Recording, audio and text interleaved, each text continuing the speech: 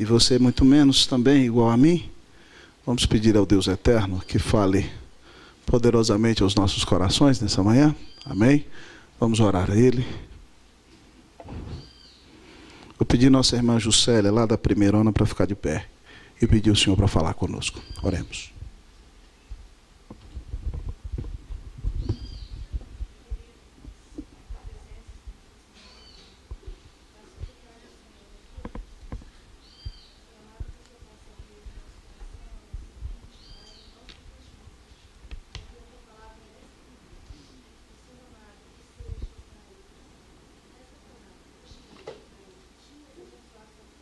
Amém.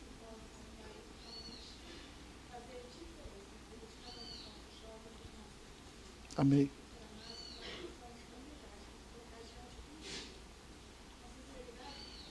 Amém.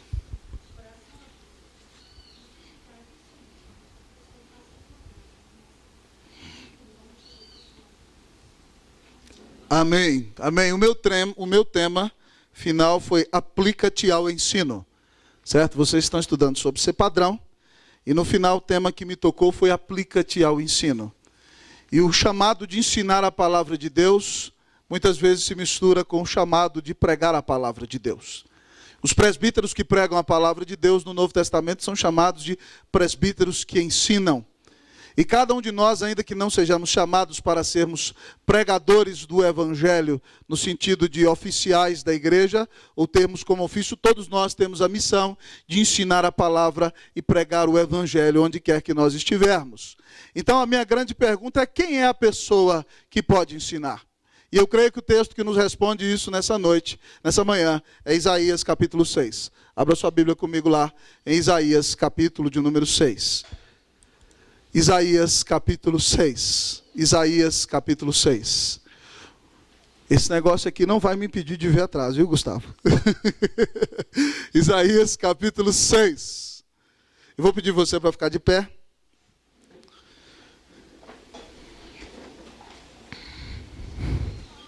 Isaías capítulo 6. Isaías 6. Vamos ler todos esse texto da palavra de Deus numa só voz? Assim diz a palavra do Senhor. No ano da morte do rei Uzias, eu vi o Senhor assentado sobre um alto e sublime trono, e as abas de suas vestes enchiam o templo.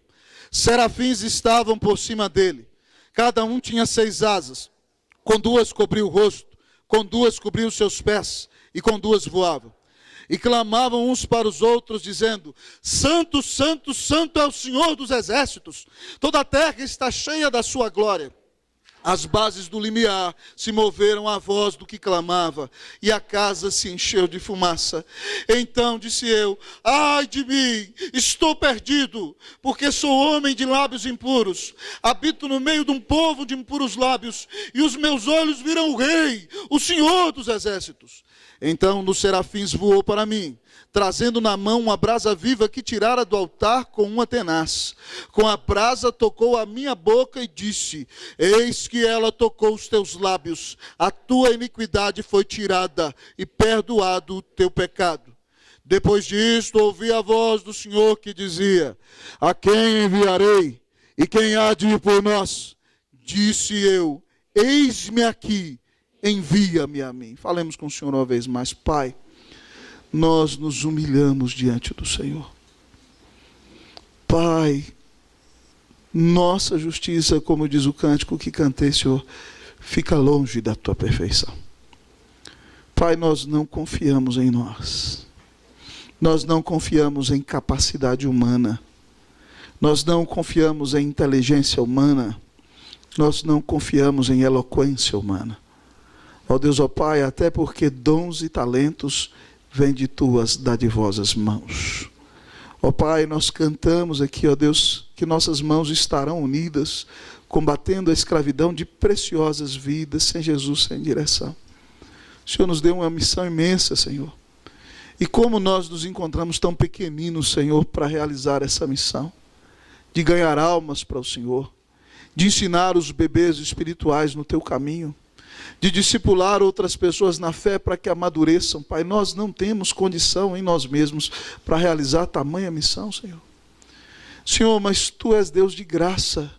Tu és o Deus que capacita, e Jesus, Tu disseste que estarias conosco todos os dias até a consumação dos séculos. E Tu também disseste, Jesus, que sem Ti nós nada podemos fazer.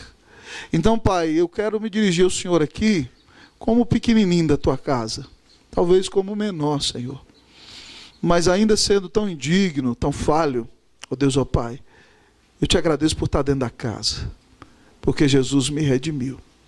E, ó Deus, não só a mim, há muitos jovens que aqui estão, eu quero Te agradecer por isso. Pai, nessa manhã, resplandece o Teu rosto aqui, brilha a face do Teu rosto nesse lugar. Ó Deus, para que o nome do Senhor seja exaltado sobre tudo e sobre todos. Senhor, resplandece a Tua face aqui, para que, ó Deus, ó Pai, o coração desse jovem seja aquecido pelo Senhor e pela Tua presença. Ó Senhor, resplandece a Tua face aqui, como diz Paulo, Senhor, resplandece a glória de Deus na face de Cristo, para que jovens saiam daqui para ser mais vitoriosos contra o pecado, para ter uma vida mais santa, Senhor, em nome de Jesus. Resplandece a Tua face aqui, Senhor, para atrair a Ti aquele que ainda não Te conhece, que veio como visitante ou que está na igreja há muito tempo, mas ainda não experimentou a obra regeneradora do Espírito Santo. Senhor, salva essa vida hoje, Deus, para a glória e honra do Senhor Jesus. Mas, Senhor, resplandece aqui de maneira tal, para que cada um entenda que a sua vida não lhe pertence mais, e que nós devemos colocar a nossa vida à disposição do Senhor, porque o Senhor deu a sua vida por nós. Ó Senhor, fala poderosamente aos nossos corações, enche-nos com Teu Espírito Santo, e dá-nos alegria na Tua presença em nome de Jesus. Amém, amém e amém. Amém. Meus queridos jovens, assentai-vos.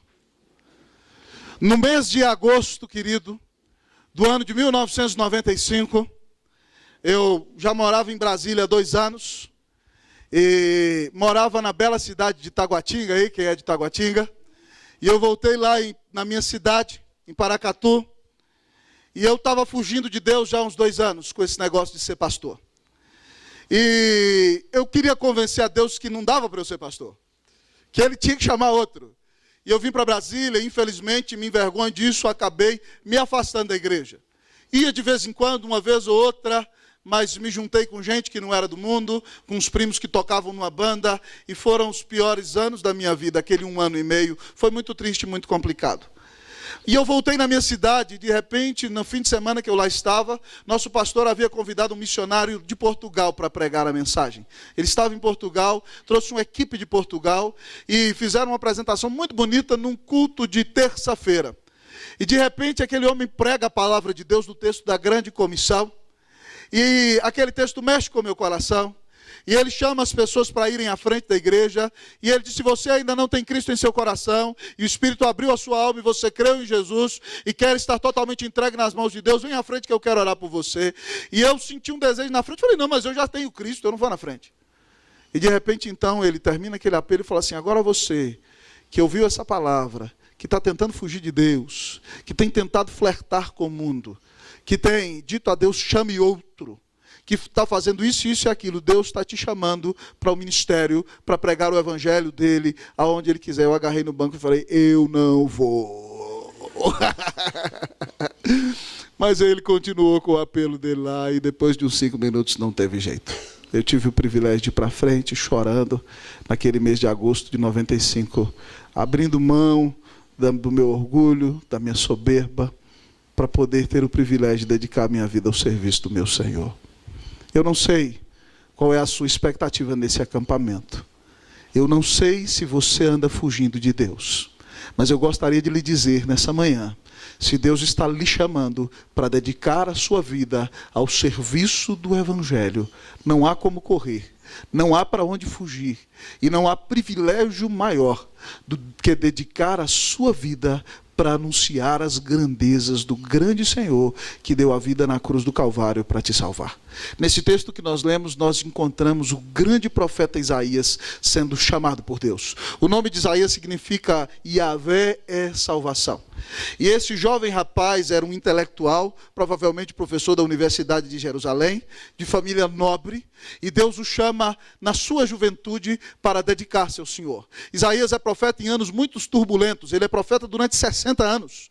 Ele começa no ano da morte de Uzias, como vocês viram aqui, e ficou no reino de Uzias, Jotão, Acás, Ezequias, e depois o neto de Ezequias, aquele rei maluco chamado Manassés, antes de se converter, começou a perseguir todos os homens de Deus. E já o velhinho Isaías, que é o grande profeta do Antigo Testamento, porque é o profeta do Messias, é o que anuncia com mais clareza ao Senhor Jesus, até mais do que alguns textos do Novo Testamento. Manassés começa uma grande perseguição, e Isaías, já velhinho, com idade de mais de 80 anos, tem que fugir, e se esconde, queridos, dentro de uma árvore. E então Manassés fica sabendo, e manda serrar aquela árvore pelo meio. E aquele homem então morre cerrado, é por isso que Hebreus fala de alguns que foram cerrados pelo meio. Você está ouvindo um homem que dedicou a sua vida e morreu por causa do seu Senhor. E nesse texto nós encontramos Isaías sendo chamado por Deus. E nesse chamado, Deus termina o texto com duas perguntas. Ele diz assim: a quem enviarei? E quem há de ir por nós? A quem enviarei? E quem há de ir por nós? Quem vai por Deus? Quem Deus vai enviar? Quem pode ensinar a palavra de Deus? Quem pode discipular a outros? Quem pode pregar o Evangelho? Quem é a pessoa que fará diferença nesse mundo? Amados irmãos, o texto vai nos apresentar a seguinte pergunta nessa manhã: quem vai servir a Deus? Quem vai servir a Deus? Nós temos que falar de ensino. Ensinar a palavra de Deus é o melhor serviço que existe. Quem é a pessoa como Isaías que vai dedicar a sua vida para ensinar a palavra de Deus, onde quer que ele foi chamado? Quem vai servir a Deus? Quem vai me responder essa pergunta nessa manhã? Quem vai servir a Deus? Você pode responder? Amém. Quem vai servir a Deus? Em primeiro lugar, quem o conhece. Quem vai servir a Deus? Quem o conhece. Quem vai ensinar a palavra de Deus? Quem o conhece. Versículos de número 1 a 3, você vai ler comigo. 1 a 3, vamos lá? Eu vou ler o 1, vocês o 2 e eu o 3. No ano da morte do rei Uzias, eu vi o Senhor assentado sobre um alto e sublime trono, e as abas de suas vestes enchiam o templo. Leia para mim o 2.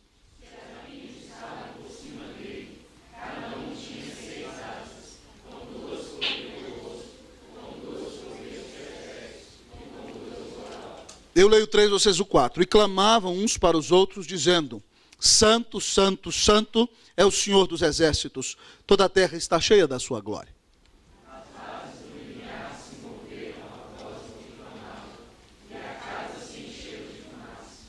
Quem vai servir a Deus? Em primeiro lugar, quem o conhece. Irmãos, Isaías conta o testemunho do seu chamado. Ele teve uma grande experiência com Deus. E é impressionante que ele precisa o ano que foi. No ano da morte do rei Uzias. O rei Uzias é o mesmo rei Azarias. Depois de Davi e Salomão, provavelmente Uzias foi o melhor rei de Israel. Uzias reina durante 52 anos. E Uzias, querido, é um mecenas, é alguém que financia as artes, mas é alguém também que financia a engenharia. Uzias é um homem usado para construir novas cidades em Judá.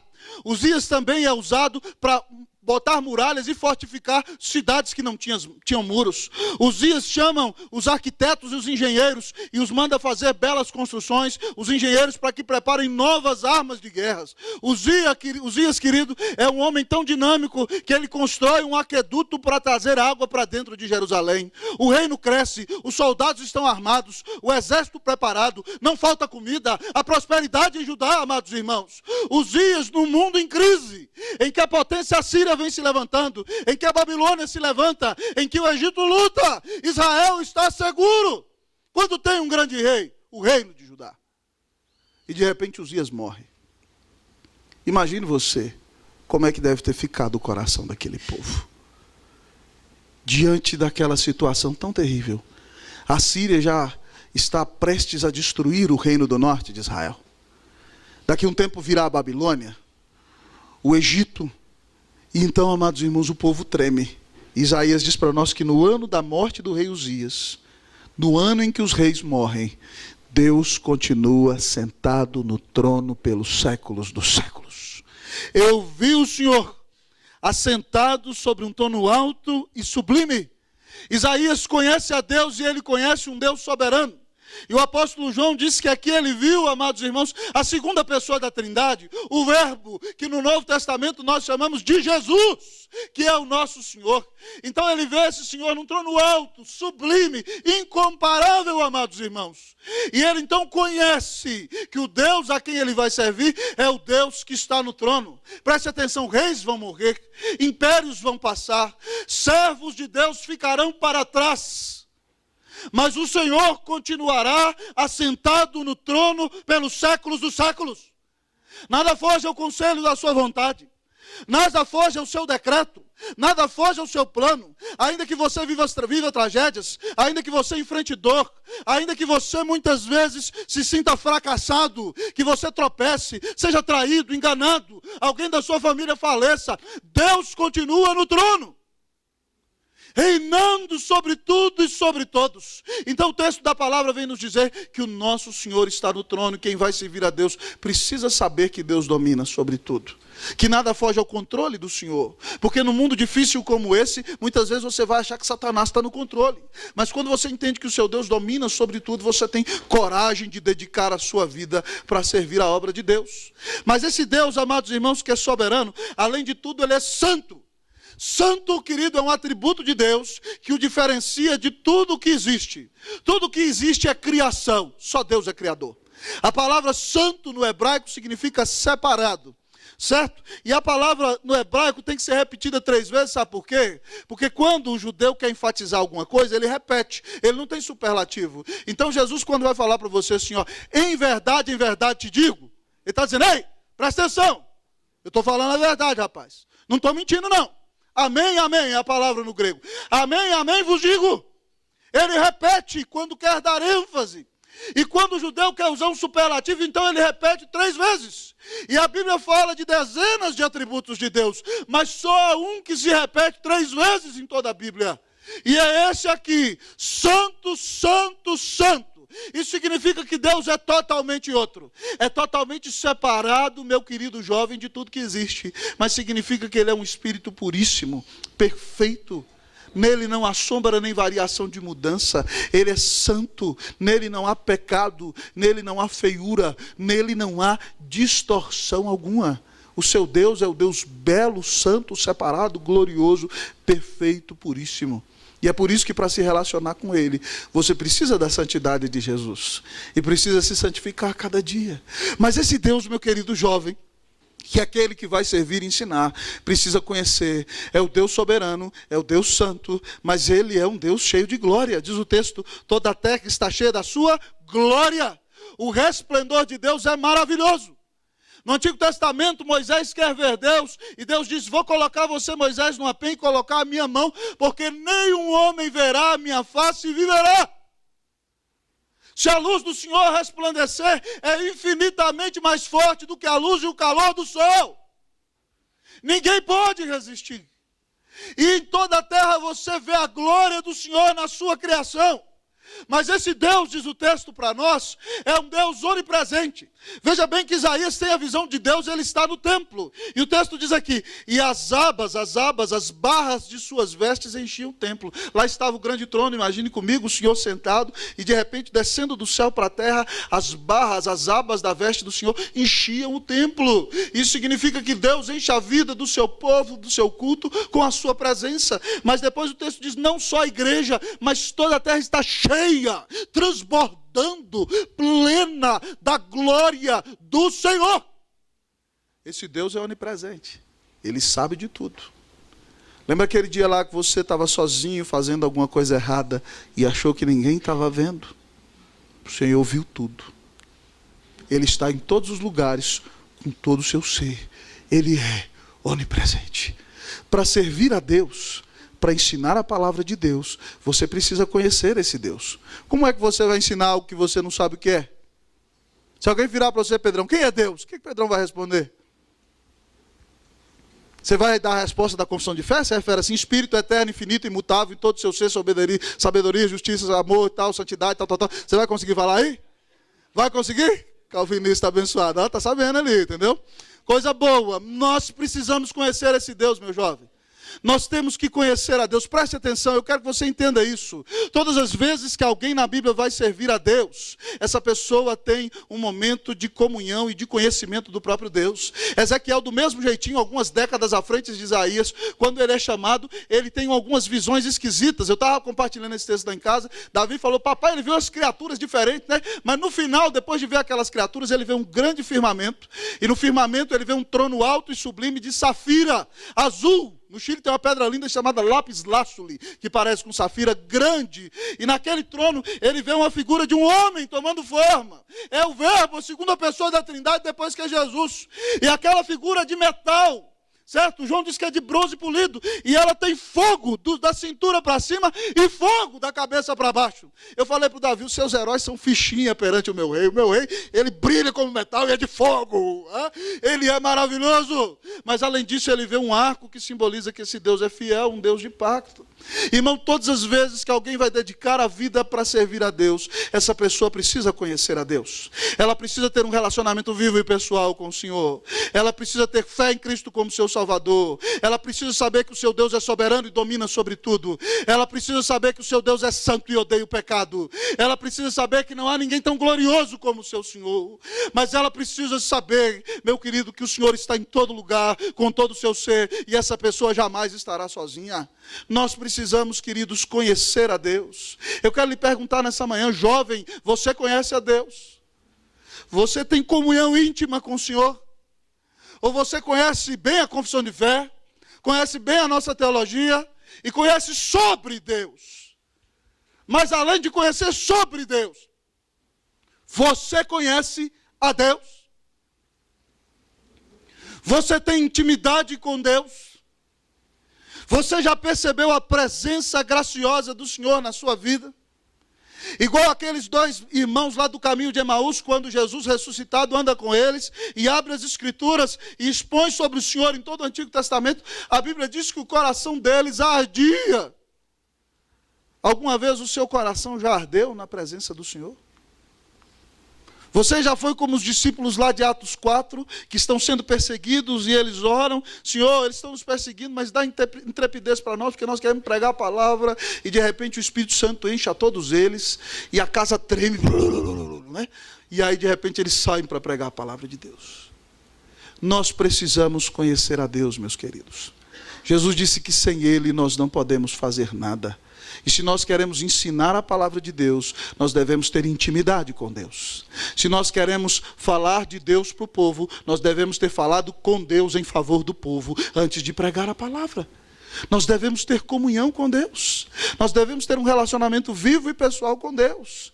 Irmãos, um dos teólogos que eu mais admiro na história da igreja é Jonathan Edwards. Jonathan Edwards, eu sou um cara que gosta de ler. E preste atenção, quando eu paro para ler Jonathan Edwards, às vezes eu tenho que ler 2 e 3 vezes a mesma linha que ele está escrevendo. Os historiadores dizem que esse homem foi o filósofo mais inteligente da história dos Estados Unidos da América. Ele era um pastor muito abençoado, usado por Deus, um dos últimos puritanos. E ele, querido, estudava 13 horas por dia. Foi o primeiro pastor a atender o povo no gabinete pastoral, certo? Ele falava assim, eu sou melhor pregando, ensinando e atendendo o povo no gabinete. E ele levantava de madrugada, comia pouco, se dedicava a estudar, e foi um homem tremendamente intelectual. Eu falava, meu Deus, se Edwards pregasse, eu ia ter que estar com dicionário ali ouvindo, porque o homem era brilhante.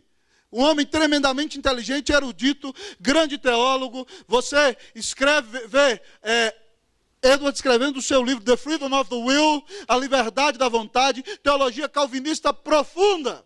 Você vê ele escrevendo sobre avivamento, tratado sobre as verdadeiras afeições espirituais. Você vê ele escrevendo sobre a genuína experiência espiritual. Você vê ele escrevendo sobre o avivamento na sua região, a narrativa dos grandes feitos de Deus. Um homem brilhante, mas um homem que dedicava muito tempo a Deus em oração.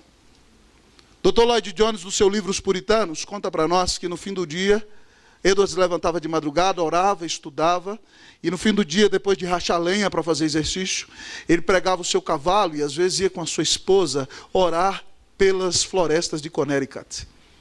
E ele caminhava e orava e buscava a face de Deus em oração. E em uma determinada palestra, o Dr. Lloyd Jones conta do livro Puritanos. Isso marcou minha vida. Eu li isso aí em 2002. E ele conta que Edwards andava pela floresta e tinha momentos de alegria e comunhão tão tremenda com o Senhor, que era algo incomparável. E ele conta uma narrativa de Edwards, dizendo que certo dia, na floresta, andando, orando e cantando, ele teve uma percepção da presença gloriosa do Senhor Jesus, como uma visão da glória de Cristo Jesus em seu poder, soberania, santidade e beleza incomparável. E Edwards diz que desceu do seu cavalo e começou a chorar, e chorou durante 2 horas ininterruptas, a ponto de ficar perdido na floresta em que ele cresceu e conhecia como a palma da sua mão. Ser reformado, ser calvinista, não significa deixar a Deus de lado, pelo contrário. O melhor teólogo presbiteriano é o teólogo do intelecto, mas o teólogo do coração. Aquele que conhece a Deus. Você conhece a Deus? Como está a sua vida com Deus? Você tem intimidade com Deus, meu jovem? Não dá para pregar a palavra de Deus se você não é alguém de oração. Não dá para ter a palavra e o conselho certo se você não tem comunhão com o Senhor. Não dá para ser cheio do Espírito Santo e fazer a diferença no mundo se o Senhor não está inundando a sua vida, se você é cheio demais de você mesmo. Você não vai se mover se isso acontecer. Então nessa manhã, o grande desafio do Senhor para a sua vida é que você talvez se arrependa do pouco caso que tem feito do Senhor, da pouca vida de oração, da pouca vida de estudo da palavra. Você até gosta da comunhão, gosta do acampamento, mas poucas vezes tem buscado Deus da glória. Poucas vezes tem se lembrado de conhecer esse Deus maravilhoso em oração. Poucas vezes tem investido tempo num relacionamento vivo e pessoal com o Senhor. Preste atenção, quem vai servir a Deus? Quem vai ser uma grande bênção? Quem fará a diferença? Quem vai ensinar a palavra de Deus? Aquele que conhece esse Deus que é soberano, santo, glorioso e onipresente. Meu irmão, hoje o Senhor está se dando a conhecer a você. O que você fará? Ele é o Deus que diz: invoca-me e te responderei. Anunciar-te-ei coisas grandes e ocultas que você não sabe. Busque conhecer a Deus. Se você quer ser usado por Deus, você precisa conhecer a Deus. Quem vai servir a Deus? Quem o conhece. Você conhece a Deus? Mas quem mais haverá de servir a Deus? Quem o conhece? Quem vai servir a Deus? Quem se conhece? Quem vai servir a Deus é quem o conhece, mas quem vai servir a Deus é quem se conhece. Versículo de número 5. O 4 diz que as bases do limiar, certo? Quando o anjo cantou santo, santo, santo, a base do templo tremeu e o templo se encheu da fumaça da glória de Deus. E o que aconteceu com Isaías no versículo 5, você vai ler para mim. 1, 2, 3, vamos lá? Então...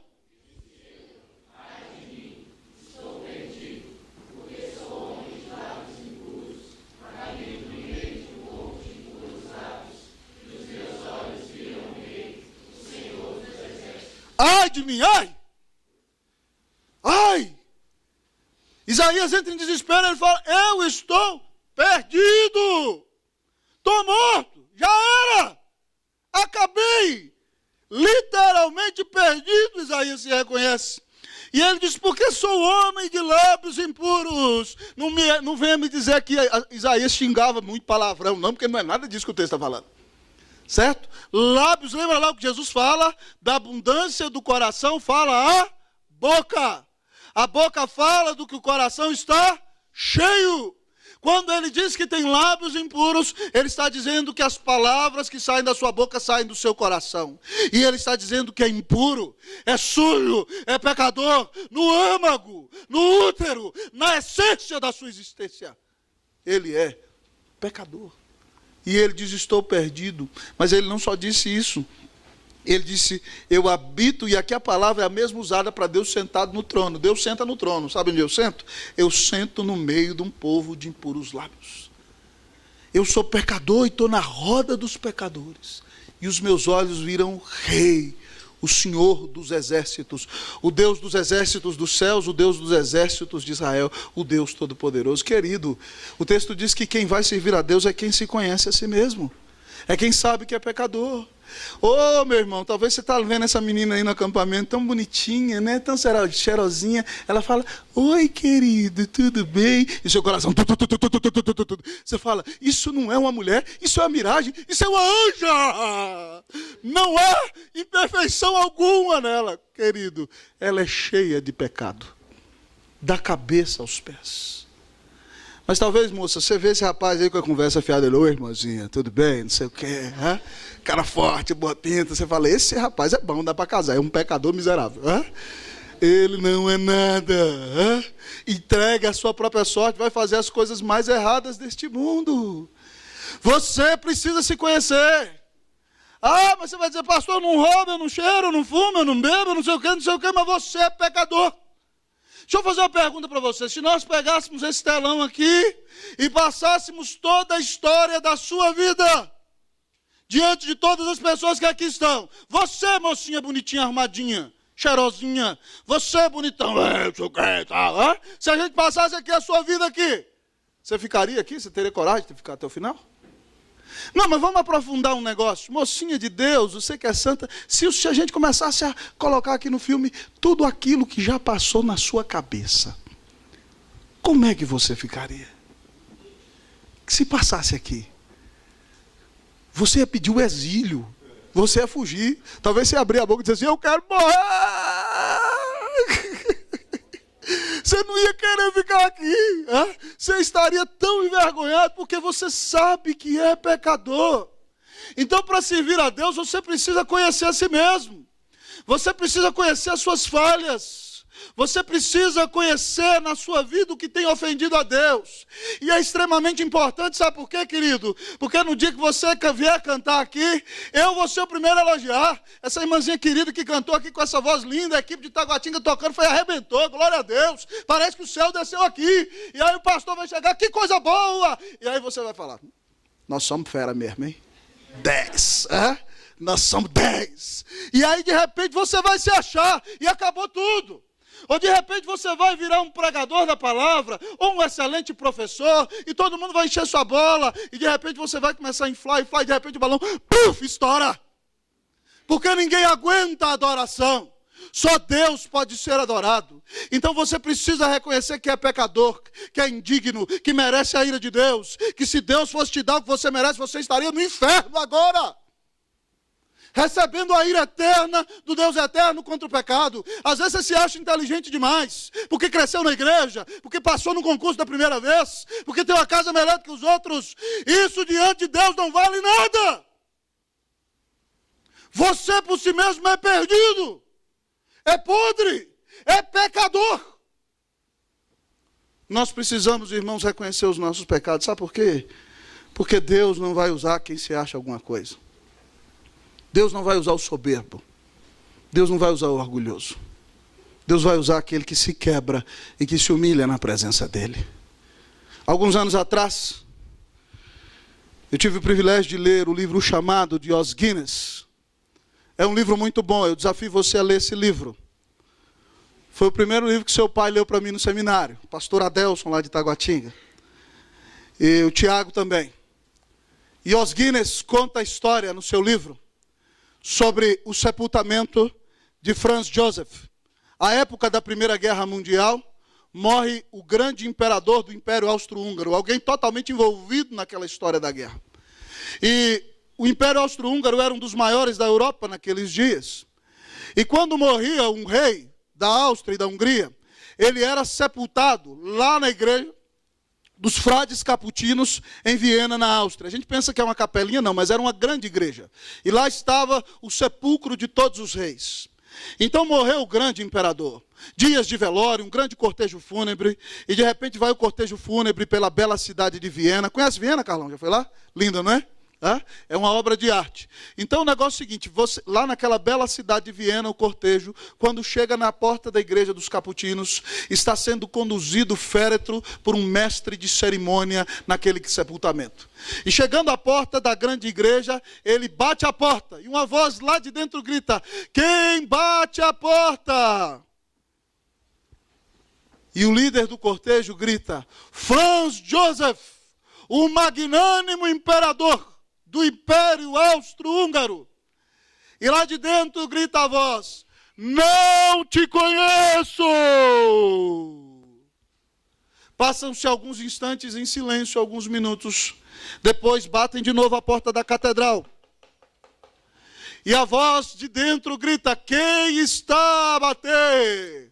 Franz Josef, rei da Áustria, rei da Hungria, rei da Croácia, rei da Galícia, rei da Cracóvia, arquiduque da Lodoméria. E a voz grita: nunca te conheci!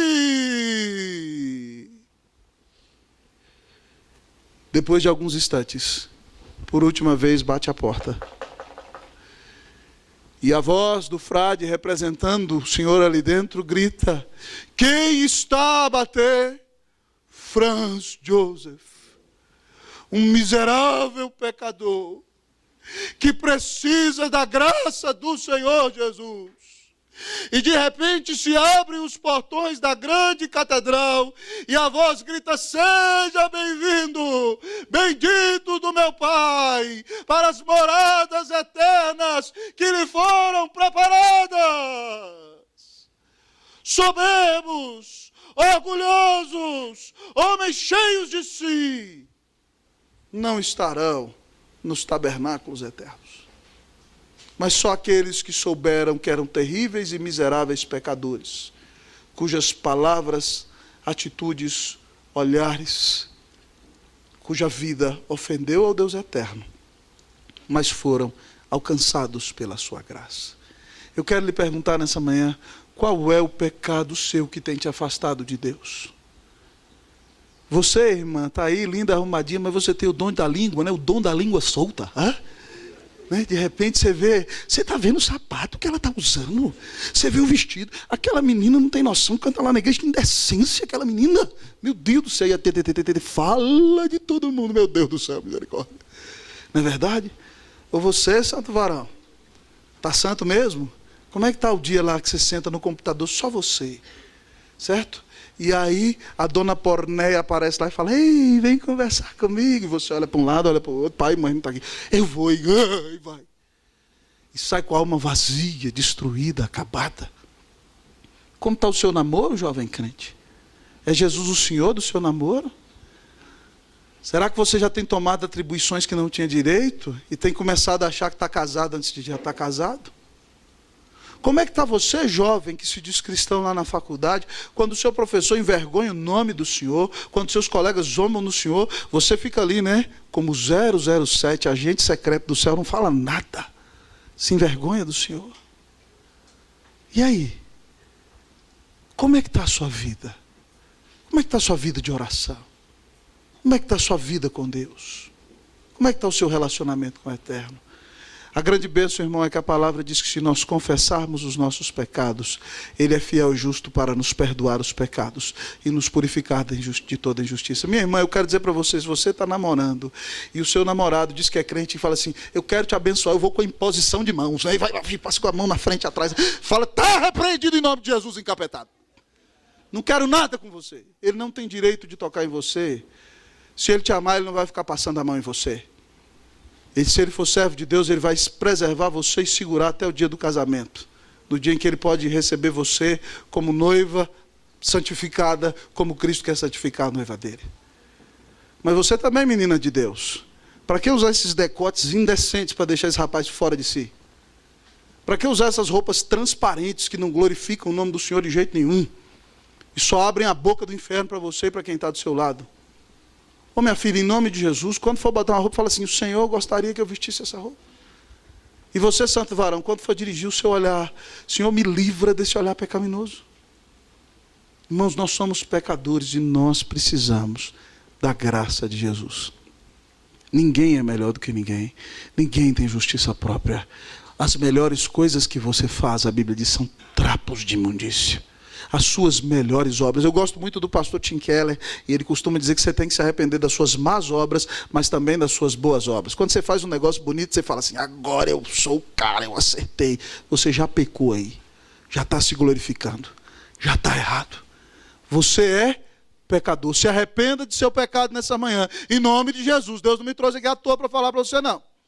Então tome vergonha na cara e vá pedindo perdão ao Senhor. E mude de vida. Porque quem tem Jesus tem uma vida transformada. Quem vai servir a Deus? Quem conhece a Deus, mas quem se conhece. Mas o texto continua a falar para nós, em terceiro lugar nessa manhã, quem vai servir a Deus? Quem o conhece, quem se conhece, mas quem conhece a redenção? Quem vai servir a Deus? Vamos falar comigo? Quem conhece a redenção. Vamos lá? Quem vai servir a Deus?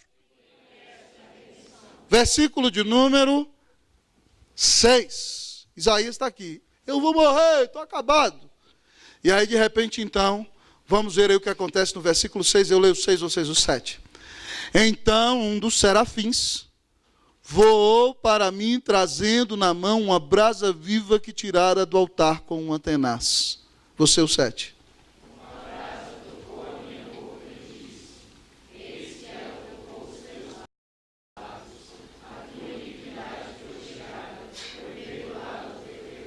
Lá diante do trono estão aqueles anjos que falaram que Deus é santo.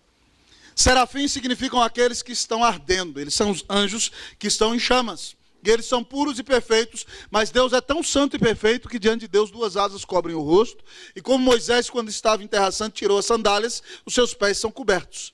E com duas asas eles voam e cantam para o Senhor. E quando Isaías entra em desespero, um dos serafins voa com uma tenaz, certo? Um pedaço de ferro, uma tesoura grande, essa é a ideia, e vai lá no altar do sacrifício. Lembra que Isaías está no templo. E vai lá no altar do sacrifício, e lá no altar do sacrifício está queimando o sacrifício. Você lembra que os judeus ofereciam animais a Deus em sacrifício? Lembra disso? Que significava que Deus ia perdoar o pecado deles. Então ele vai lá e pega uma brasa e vem correndo e bota na boca de Isaías. Imagine, aquele negócio queimando a boca de Isaías. Botou a brasa na boca de Isaías. E o texto diz que o anjo falou para ele, eis que ela tocou os teus lábios. Lembra que lábio é coração aqui. Tua iniquidade foi tirada. Você resolveu o seu problema jurídico diante de Deus. Você foi perdoado. Querido, preste atenção. Você vê aqui que a salvação, o perdão não partem de Isaías. Não foi Isaías que diz, hoje eu decidi ser crente e vou fazer toda a diferença. Hoje eu vou ser um cara melhor do que todo mundo, são as minhas obras que vão me salvar. Não! Você vê que o anjo saiu do lado do trono de Deus. E legal é o seguinte, ele vai no altar.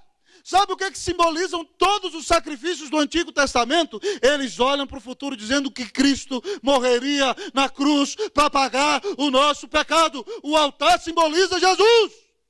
O altar simbolizava que Deus ia mandar o seu filho por amor, para morrer na cruz, para pagar os teus pecados. Então quando o serafim toma aquela brasa, ele está tomando o próprio Senhor Jesus. Aquela brasa simboliza Cristo, e quando ela toca na boca de Isaías, significa que o Senhor colocou nova vida, regenerou, perdoou, colocou uma nova natureza no coração do profeta, e agora ele é salvo. Você precisa entender a obra da redenção. Você precisa entender que Deus é santo. Estou pregando o evangelho para você, meus pontos são esses. Você é pecador. E você só tem esperança de ser salvo e perdoado se Deus resolver fazer alguma coisa. E esse Deus que é justo e poderia mandar você para o inferno por causa de todos os seus pecados, resolve ser um Deus de amor. E manda o seu único filho a este mundo. E ele obedece perfeitamente, sendo insultado, sendo humilhado, nascendo numa manjedoura, vivendo uma vida de simplicidade, num lugar de ostracismo, onde ninguém conhecia. Nunca saiu de uma região de 100 quilômetros de distância no lugar onde viveu a vida inteira. Mas ali naquele lugar, o Filho de Deus se fez homem. O próprio Deus se tornou homem sem deixar de ser Deus. Venceu o diabo, venceu o pecado e foi à cruz pagar os teus pecados. Recebeu a ira do Pai contra os teus pecados. recebeu o inferno que você merecia sofrer na eternidade. Cristo Jesus recebe na cruz. Quando grita, Deus meu, por que me desamparaste? Foi o único dia na história da igreja que você viu na história da humanidade, e desde que havia eternidade, em que Deus esteve contra Deus. E tudo por amor dos filhos seus. O Pai derrama todo o seu ódio contra o pecado em Cristo Jesus. E quando ele grita, está consumado, está pago. As Escrituras nos contam que o véu do santuário se rasgou. Ninguém podia entrar no santuário porque estava a presença de Deus. E quando Cristo morre, então, a presença de Deus fica para a gente de todas as nações da terra. É por causa disso que você está aqui nesse acampamento hoje adorando e percebendo a presença de Deus. Porque Deus, na sua soberania, resolveu mandar Jesus para pagar os seus pecados na cruz. E por isso você não grita, estou perdido. Você não vai para o inferno. Você tem o perdão de Deus, você tem a paz de Deus, você tem a amizade de Deus, você tem a companhia de Deus. E apesar de continuar sendo tão miserável e tropeçando, Deus olha para você através de Jesus. E quando Ele vê você, Ele vê justiça, Ele vê um filho que redimiu você. Ele diz que das mãos dEle ninguém pode te arrebatar, porque você custou o preço mais caro do universo. Querido, não dá para ser usado por Deus se você não ama o Evangelho, se você não ama Cristo Jesus, se você não entendeu a salvação. O Evangelho é Jesus. É a boa notícia de que Deus amou ao mundo de tal maneira que deu o seu Filho unigênito para que todo aquele que nele crê não pereça, mas tenha vida eterna. Presta atenção, adolescente que está aqui nesse acampamento. Eu não estou nem aí se você é presbiteriano de segunda, terceira, quarta, quinta geração. Se você não tem Jesus, você vai para o inferno. Essa é a verdade. Então o negócio é o seguinte, entenda hoje que Deus te amou e deu Cristo na cruz por você. Pare de achar que a vida é só frivolidade. Pare de achar que Deus te colocou na terra e disse assim, ide por todo mundo e jogar em PlayStation, Xbox, toda criatura. A vida não é só isso não, meu filho. Não é só isso não. A vida não é só o batonzinho e saia curta não, minha filha. Tem mais do que isso. Você pode ter um relacionamento vivo e pessoal com Deus. O Espírito Santo pode entrar no seu coração. Você pode ser cheio da presença de Deus. Você pode se tornar amigo de Deus. Você pode ser usado por Deus. Você pode ser perdoado pelo Senhor. Você pode ter a certeza de que a inimizade com Deus acabou. Que você anda em paz com Deus todos os dias. E a única coisa que você precisa fazer é se arrepender do seu pecado e crer na obra gloriosa de Cristo Jesus por você, que morreu e ressuscitou e vivo está. E um dia virá em glória para buscar todo o seu povo e reinará com ele todo aquele que de fato creu e confiou que Jesus Cristo é o Filho de Deus, o único mediador entre Deus e os homens. Meu jovem, você creu em Jesus? Se você morrer hoje, jovem, você vai para o céu ou vai para o inferno? Se você chegar na porta do céu e falar, Deus, que coisa maravilhosa, eu fui no acampamento da primeirona com o MP, certo? E o pessoal do Riacho, Deus fala assim, não te conheço. Vai fazer assim para você, Deus, eu tocava lá na frente, Deus, e eu com isso. A igreja tinha essas falhas mesmo, é assim mesmo. Deus, eu sou filho de não sei o quê, eu sou filho de fulano, de Beltrano, de Ciclano, Deus, eu não tenho neto nem sobrinho. Meu filho, você creu em Jesus? Você é salvo, você é perdoado, você é lavado no sangue de Deus, de Cristo Jesus, você está em paz com o Senhor, você está cheio de alegria na presença de Cristo Jesus agora, você ama a Deus. Essa mensagem é para você. Se arrependa dessa vida podre que tem vivido. Jesus veio para te dar nova vida, Ele é o Redentor. Ele é o Salvador maravilhoso. Ele é o que liberta da prostituição. Ele é o que liberta da tentação do lesbianismo e do homossexualismo. Ele é o que liberta da droga. Ele é o que lava da língua suja. Ele é o que perdoa o adultério. Ele é aquele que vem para nos reconciliar com Deus. Não há pecador tão sujo que Jesus não possa limpar. Não há pecado tão terrível que Jesus não possa perdoar. Não há homem tão perdido que Jesus não possa salvar. Então nessa manhã, você veio nesse retiro para experimentar uma real mudança de vida. Se arrependa do seu jeito de viver e diga, Jesus, eu preciso de ti. Eu creio que tu és o Filho de Deus. perdoa-me, toma o meu coração. Eu quero viver todos os dias da minha vida para ti. Quem vai servir a Deus? Quem conhece o Redentor? Quem é redimido? Quem é salvo? Quem é perdoado? Quem sabe que não tem dívida alguma com o Eterno, porque Cristo já pagou pelos seus pecados lá na cruz. Louvado seja o Senhor. Queridos, no ano de 2005, eu fui fazer um casamento lá em Santiago. E o pessoal de Santiago é meio que estilo Brasília, meio estilo Estados Unidos, eles imitam muito, né? Então eles gostam de casar em hotéis fazenda, com campos verdes, muito bonitos. Eu fazia muito casamento lá assim. E fui fazer um casamento, estava presente ali um professor de filosofia da Universidade do Chile. E vocês sabem que eu sou fanático, eu só sei falar de uma pessoa, né? Sou fanático por Jesus, sou doido por ele. Né? Ele me perdoou, ele não me desiste de mim, eu não posso, né, soltá-lo de jeito nenhum. E eu preguei a Cristo e falei de Jesus no casamento. Falei de Jesus como noivo que dá a vida pela noiva e apliquei o evangelho ali. E de repente aquele distinto professor, um homem jovem, na faixa dos seus 30 e poucos anos, se aproximou para conversar comigo. Gostei muito da sua arenga, em espanhol. Arenga é discurso, palavra de motivação.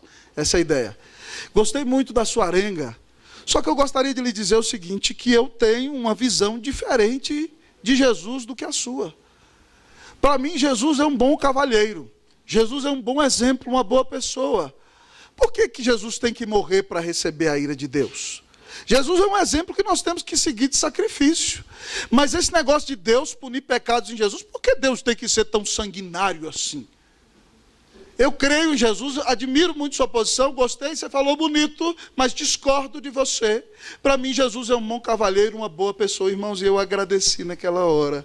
Porque fazia pouco tempo que eu tinha lido o livro que você deve ler, que se chama Cristianismo Puro e Simples. Em inglês é Mere Christianity, do nosso grande C.S. Lewis.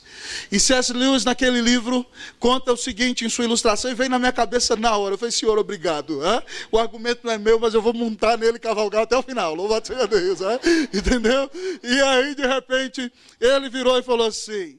Muitas pessoas dizem, eu falei para ele, é um grande autor, literato, maior professor de literatura da Inglaterra no século XX, deu aula em Oxford, em Cambridge.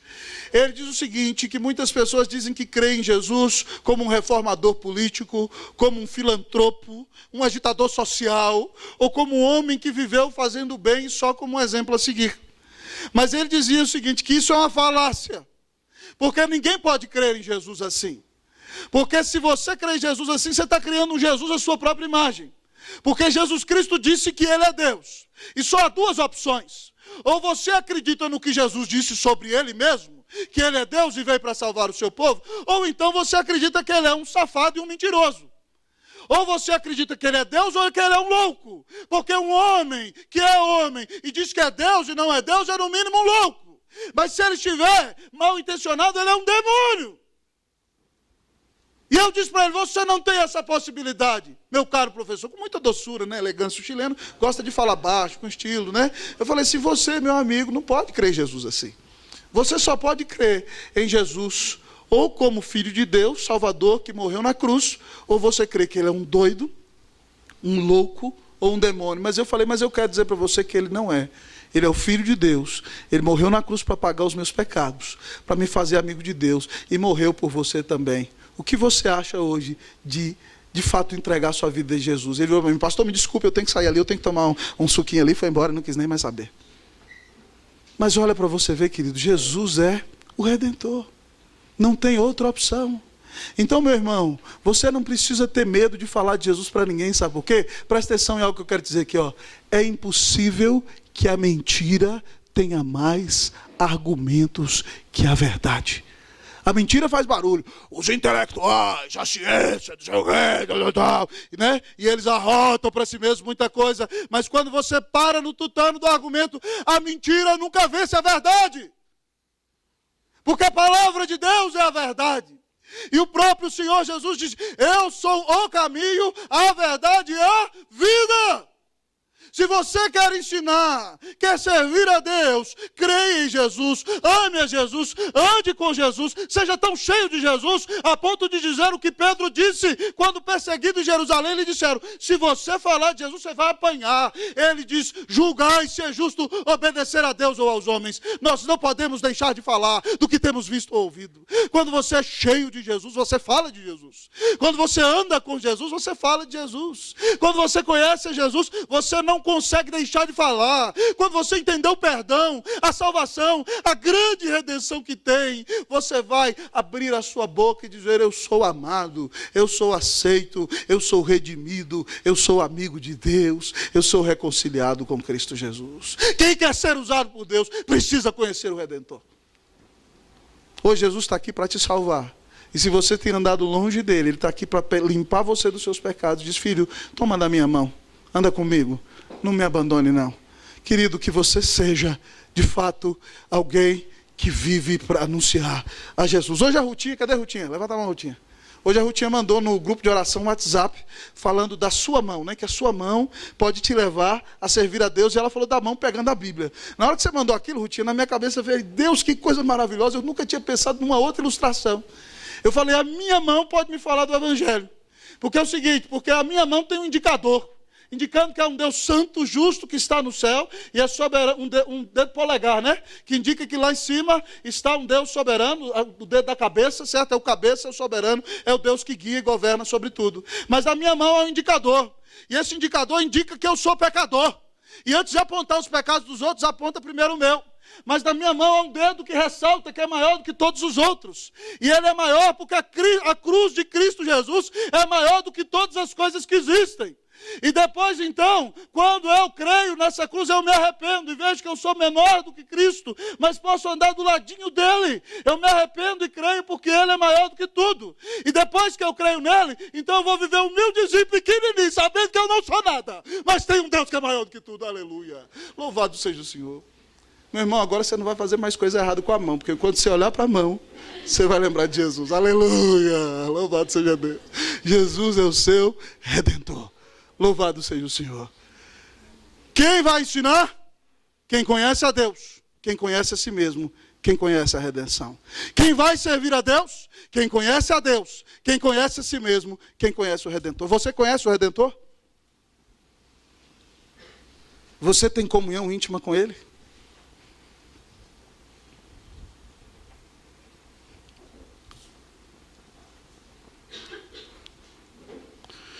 Mas ao olhar para o nosso texto dessa manhã, a nossa pergunta ainda não calou. E ela diz: quem vai servir a Deus? A quem enviarei? Quem há de ir por mim? Quem vai pregar meu evangelho? Quem vai ensinar a minha palavra? Você já aprendeu. Quem conhece a? Quem conhece a si? Quem conhece o? Mas quem tem disposição? Quem vai servir a Deus? Quem tem disposição? Jovens abençoados, quem vai servir a Deus? Repita comigo o último ponto. Quem tem? Disposição. Versículo de número 8, eu vou ler uma vez, você lê segunda vez. Depois disto, ouvi a voz do Senhor que dizia: a quem enviarei? E quem há de ir por nós? Disse eu: eis-me aqui, envia-me a mim. Vocês.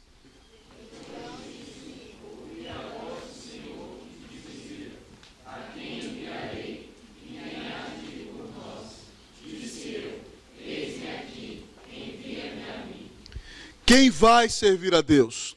Quem tem disposição? Irmão, aqui acontece algo no céu. E você pode imaginar as coisas do céu quando a Bíblia diz que elas acontecem. Lá está o Senhor Jesus sentado no trono. E aí você fala assim: o Senhor Jesus sofreu de uma crise de amnésia. Será?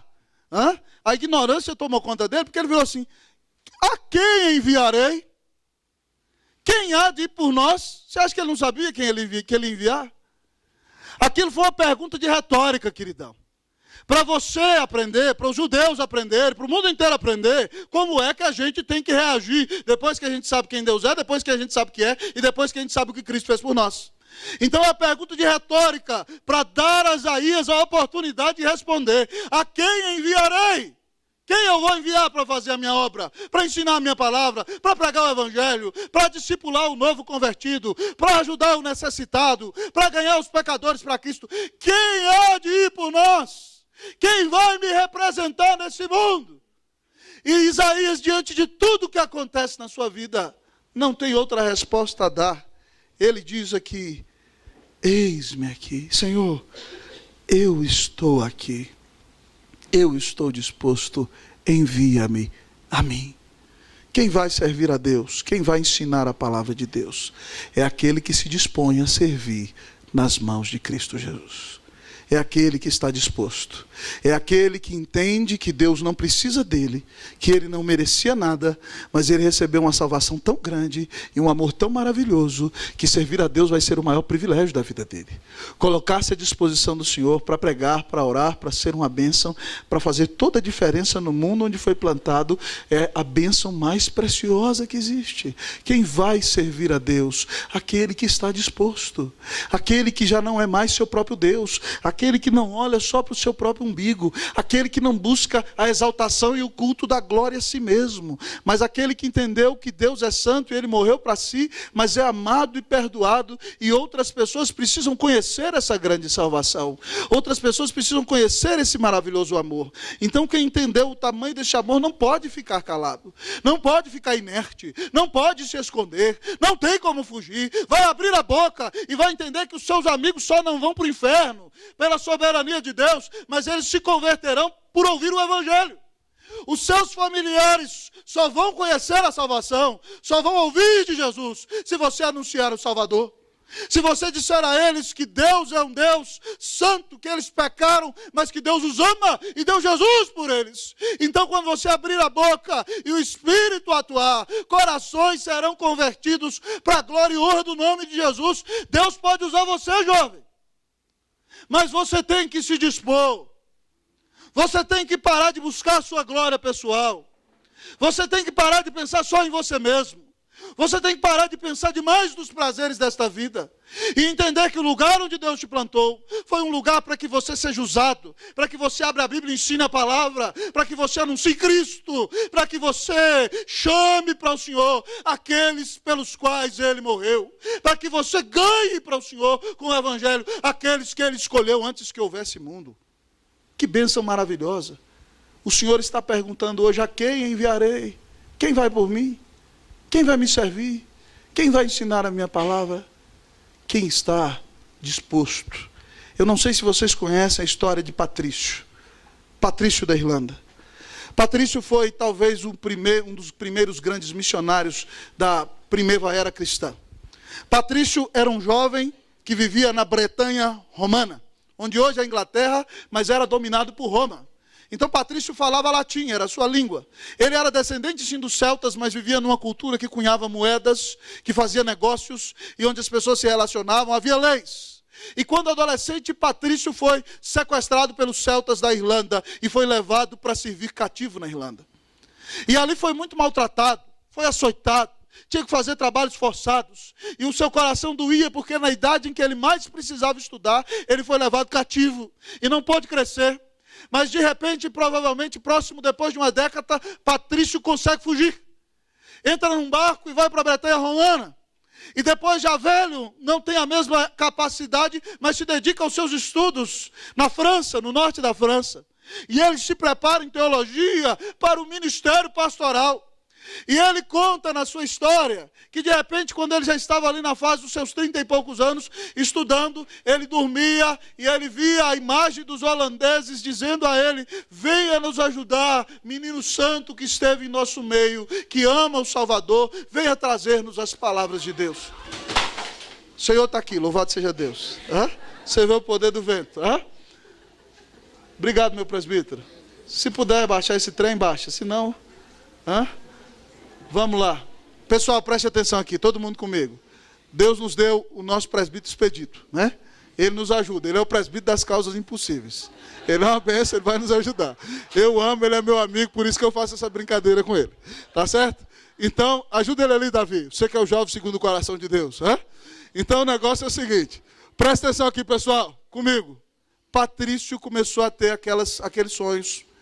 Ele começou a ver os irlandeses, menino santo, venha nos ajudar, venha falar para nós das palavras do Senhor. Então depois ele foi ordenado aos 41 anos de idade, e ele vai para a Irlanda, queridos. E ele começa a se reunir com os reis, os chefes da Irlanda, e começa a pregar o evangelho para eles. E eles começam a reunir o povo. E aquele jovem que tinha sido maltratado, escravizado, açoitado na Irlanda, começa a pregar o evangelho, e de repente centenas, milhares, centenas de milhares se convertem a Cristo Jesus no norte da Irlanda. E depois, 30 anos depois, Patrício morre naquele lugar. E se você vai no norte da Irlanda, lá está o túmulo de Patrício, que morreu no ano 470 e pouco, e dedicou a sua vida para evangelizar um povo que o tinha escravizado, que o tinha açoitado. E ele é amado pelos irlandeses, porque até hoje eles dizem, nós somos discípulos de São Patrício, Patrício da Irlanda. Você, meu irmão, seria capaz de dedicar a sua vida por amor de alguém que te perseguiu? Você seria capaz de pregar o evangelho e querer a salvação de alguém que te traiu? Você seria capaz de querer a salvação de alguém que se levantou contra um familiar seu? Quando você tem Jesus e entende que é perdoado, você entende que não há pecador tão sujo que o Senhor não possa perdoar. Não há pecado tão terrível que o Senhor não possa limpar. E que é privilégio para você ganhar qualquer pessoa para Jesus. Alguns de vocês aqui já tiveram a bênção de ganhar almas. E eu vou dizer para você o seguinte, quando a gente começa a ganhar almas, a gente não consegue parar. Eu quero te desafiar. Talvez você está aqui nesse retiro, você fala, mas pastor, eu não tenho o dom de expositor da palavra. Quem disse que é só pastor que prega, meu irmão, o evangelho? Há alguns que têm o dom de ensinar e expor os textos com mais acuidade, mas falar de Jesus qualquer um de nós pode ter a obrigação de fazer. Ensinar aos homens o caminho do céu, qualquer um pode fazer isso. E talvez Deus esteja chamando você hoje aqui para ser um médico que reflete Cristo no hospital ou na sua clínica, para ser um advogado que advoga de acordo com os princípios da palavra de Deus e não esquece que é cristão quando está diante do tribunal. Talvez Deus está te chamando para ser um engenheiro sério, que tem compromisso com Deus, que reflete a luz de Cristo Jesus e tem a coragem de edificar casas, ou como engenheiro mecânico construir aparatos, ou trabalhar para produzir bem, anunciando com seu testemunho a Cristo Jesus. Talvez Deus está te chamando para ser um arquiteta que desenha para a glória de Deus. Talvez Deus está te chamando para ser um administrador que administra recursos públicos de maneira que glorifica a Deus, ainda que você seja perseguido. Talvez Deus está te chamando, meu irmão, para vir ser talvez um deputado, um senador, talvez um governador, que entra na política sem abrir mão da fé, sem abrir mão do evangelho, sem abrir mão de uma vida de testemunho. Mas talvez Deus está te chamando, minha irmã, nessa manhã, e você tem fugido para ser uma missionária, para abrir mão de tudo e se entregar à obra do Senhor. Ou talvez, querido, já está todo mundo dizendo, você tem que ser um pastor. Você tem o dom da palavra, você vai ser uma bênção, você aconselha, e você está tentando correr, filho. Hoje a palavra do Senhor é o seguinte, não existe privilégio maior do que dedicar a sua vida a Cristo Jesus. Irmãos, que privilégio é o privilégio de ganhar almas por Senhor? Isso é uma bênção maravilhosa. Deus tem me dado esse privilégio, e eu louvo a Ele por isso, de ganhar almas no púlpito e fora dele. E Deus pode dar esse privilégio a você. Eu me lembro, queridos, no ano de 2003, o pessoal lá da igreja ouviu isso há muito tempo.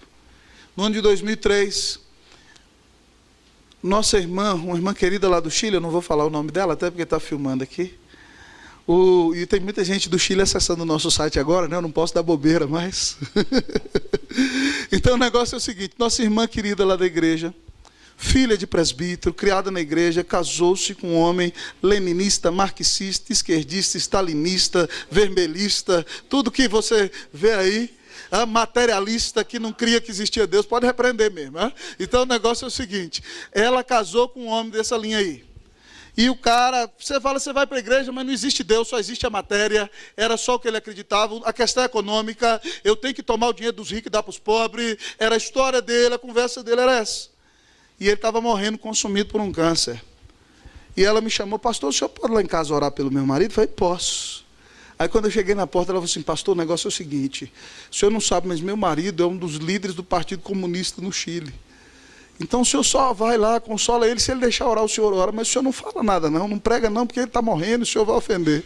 Eu olhei para ele, dei risada, Carlão, eu falei, coitado, não sabe com quem está mexendo. E aí eu entrei lá na casa daquele senhor. Gente, eu fiquei perplexo. Isso vai ficar na minha vida para sempre. Ele estava gemendo, eu conversei com ele.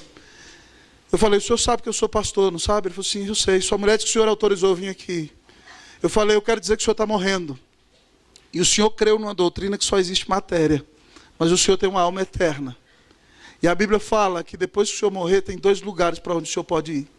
Um é o lugar de ira, de dor, de angústia, de sofrimento eterno, onde o homem nunca vai parar de sofrer. Outro é um lugar de paz, de perdão, de alegria, de amor, onde o homem desfruta da amizade de Deus. Para o senhor entrar lá, o senhor tem que reconhecer que esse Deus existe. Eu sei que ele existe. Que o senhor pecou a vida inteira contra ele, rejeitou ele, eu admito. E você tem que crer que a única maneira de entrar lá é acreditando que Deus deu o Filho dele para pagar o seu pecado na cruz. Eu quero perguntar para o senhor se o senhor se arrepende dos seus pecados e quer receber a Cristo Jesus como seu único Senhor e Salvador. E ele disse, eu quero. Eu quero. Irmãos, em 25 minutos, Deus nos deu aquela alma para Cristo Jesus. Irmãos, a feição do homem mudou. Um homem dominado pelo câncer. Uma semana depois eu vim para o Brasil, para a minha pós-graduação. Ele morreu. Nosso pastor auxiliar da igreja fez o sepultamento. Irmão, não tem pecador tão duro que o Senhor não possa salvar. Que privilégio é dedicar a sua vida para anunciar as grandes glórias, as riquezas e as vitórias do Cordeiro de Deus, que tira o pecado do mundo. Será que você pode fazer outra coisa na vida sem ter esse objetivo? Nessa manhã, em nome de Jesus, o Senhor pergunta, a quem enviarei? Quem há de ir por nós? Quem vai se dispor a ensinar? A quem enviarei? Quem há de ir por nós? Quem vai abrir a boca? Quem não vai se envergonhar de Jesus? Quem vai falar que é um só Deus e um só mediador entre Deus e os homens? Quem vai ensinar aos pecadores o caminho para o céu? Quem vai servir a Deus? Qual será a sua resposta? Agora que você sabe quem é o Senhor, um soberano santo, glorioso, onipotente, que você sabe que não vale nada e merecia o inferno, mas que você sabe que esse Deus te amou loucamente e tem paixão pelo relacionamento que tem com você. Agora que você é perdoado e lavado e amado, será que você vai ter a coragem de se esconder? De fechar a sua boca? E deixar de anunciar que o Senhor é reto e nele não há injustiça alguma? Querido, não existe privilégio maior do que dedicar a sua vida para anunciar que Jesus Cristo é o Filho de Deus, que Ele é o Salvador, que Ele é o Rei da Glória. Não existe causa maior neste mundo do que a causa de Deus. E o Senhor está te chamando a colocar a sua vida nas mãos do Senhor. A quem enviarei? Quem há de ir por nós? Qual será a sua resposta? Ficou com você agora. Qual será a sua resposta? Feche os seus olhos.